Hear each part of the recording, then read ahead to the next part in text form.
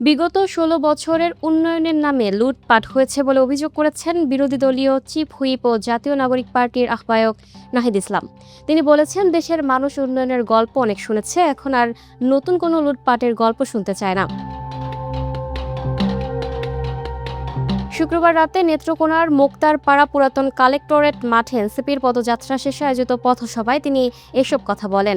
এর আগে তিনি খালিয়াজুড়ি ও মোহনগঞ্জ উপজেলার পদযাত্রায় অংশ নেন।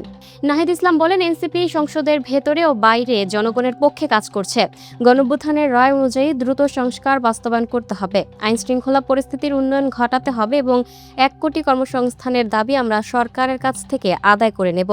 রাষ্ট্রপতির পদত্যাগ প্রসঙ্গে তিনি বলেন, শারীরিক অসুস্থতার কারণ দেখানো হলেও এর পেছনে রাজনৈতিক পরিকল্পনা রয়েছে বলে আমরা মনে করি। সরকার দায়িত্ব নেয়ার পরই সাবেক রাষ্ট্রপতির বিষয়ে সিদ্ধান্ত নেওয়া উচিত ছিল। তিনি আরও বলেন, কোনো অজুহাতে সাবেক রাষ্ট্রপতিকে নিরাপদে সরে যাওয়ার সুযোগ দেওয়া উচিত নয়। তার বিরুদ্ধে যেসব অভিযোগ রয়েছে সেগুলোর বিষয়ে আইন অনুযায়ী ব্যবস্থা নিতে হবে।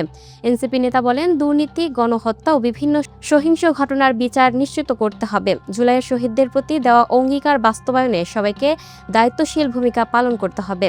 পথসভায় আরও বক্তব্য দেন এনসিপির কেন্দ্রীয় নেতারা। এ সময় দলের মুখ্য সমন্বয়ক সার্জিস আলম আগামী স্থানীয় সরকার নির্বাচনে নেত্রকোনা পৌরসভার মেয়র পদে কেন্দ্রীয় নেতা মোহাম্মদ সোহাগ মিয়া প্রীতম সোহাগের নাম প্রস্তাব করেন।